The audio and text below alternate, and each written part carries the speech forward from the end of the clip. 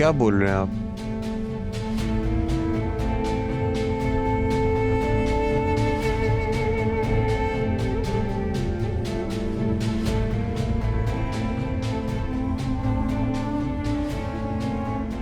ज़रियून, कभी कभी सबूतों का बोझ उठाना बहुत मुश्किल हो जाता है।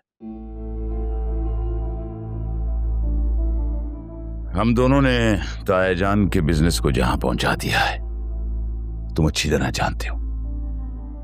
अब जो भी नई सीईओ होगी, सारे सबूतों का बोझ उसके कमजोर कांधों पे डाल के आराम से निकल जाएंगे। डैड, ये इतना आसान नहीं है। राहा कोई बतूल की तरह मासूम और सादी सी लड़की नहीं है, वो बहुत तेज है, वो सब पता लगा लेगी। तो क्या हो जाएगा, लगा ले पता। बेटा, बादशाह वही कहलाता है जो खेल में जीतता है।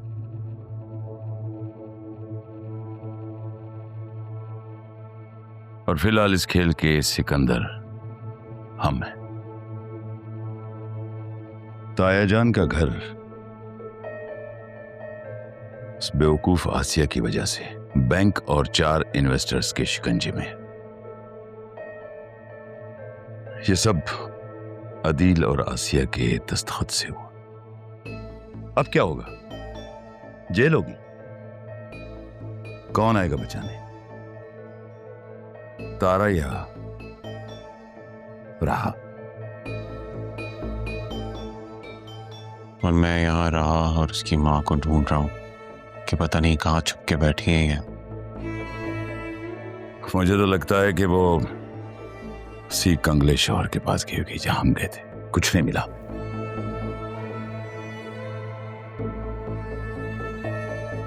ये मैटर भी सॉल्व हो जाएगा डैड,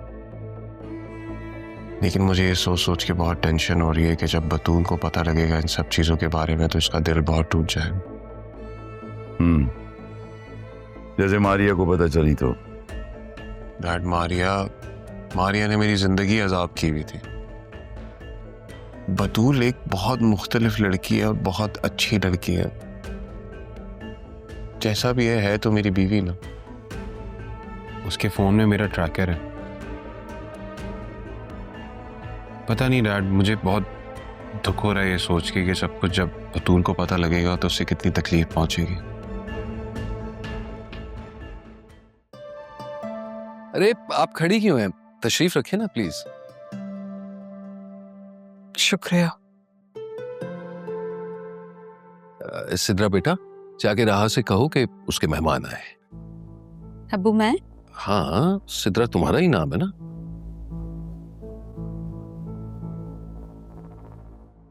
जाओ आइए आइए, आप भी आइए, तशरीफ रखें। वालेकुम अस्सलाम। आए। अरे तुम अभी तक यहीं खड़ी हो? जाओ, शाबाश।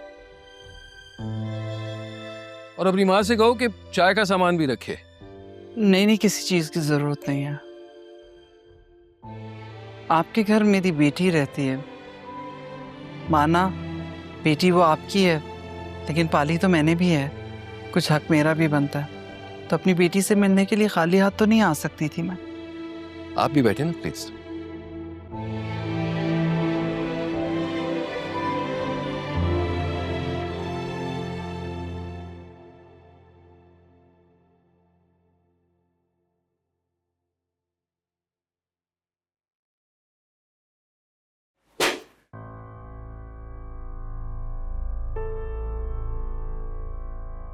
आ जाओ अंदर। मैं अंदर आई तो तुम दोबारा मारोगी। अंदर आओ, बताओ क्या काम है? भाई कोई हैंडसम लड़का आया है अपनी माँ के साथ तुम्हारे से मिलने। कौन? मुझे क्या पता, मेरे लिए तो नहीं आया ना। ऑफिस जाना तुमने शुरू किया है तो क्या पता तुम्हारे लिए रिश्ता लेकर अच्छा बस चलो, रिश्ता लेकर आया होगा।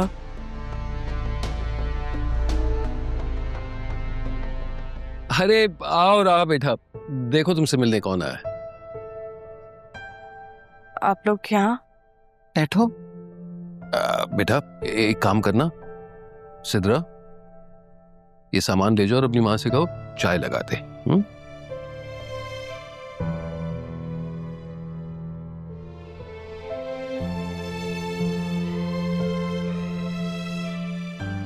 आप लोग यहाँ? क्यों? क्या मैं तुम्हें मिलने के लिए नहीं आ सकती? आ सकते हैं, मैं रोक भी नहीं सकती आप लोगों को। मैंने ही अरमान से जिद की थी। मैंने कहा मैं राह को देखना चाहती हूँ, तरस की हूँ उसकी आवाज सुनने के लिए। बस मुझे लेकर चलो मिलवाने के लिए।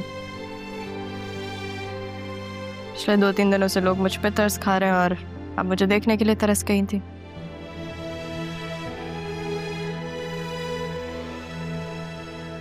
कहाँ गई तुम्हारी जिंदा दिली राह?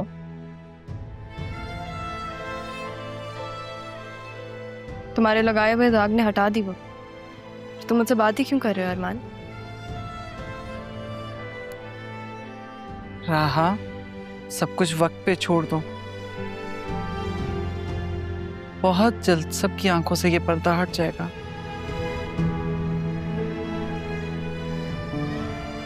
मेरी आंखों पर कोई पर्दा नहीं है, मुझे सब कुछ साफ साफ नजर आ रहा है।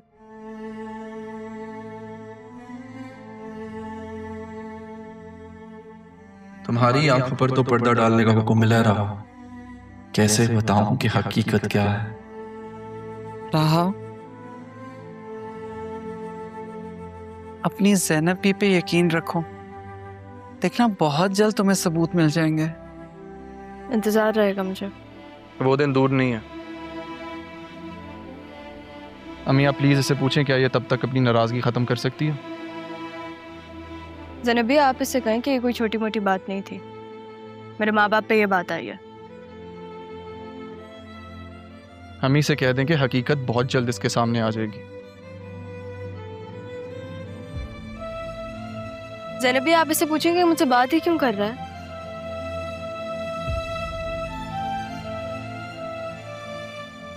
तुम दोनों आमने सामने बैठे हो ना, तो खुद एक दूसरे से ये बात क्यों नहीं पूछते?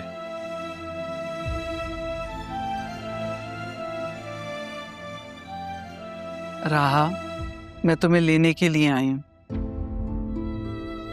मेरे साथ घर चलो बेटा।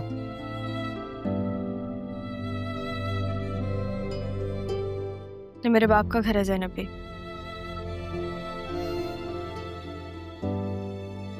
मैं खुश हूँ यहाँ पे, मैं नहीं जाना चाहती।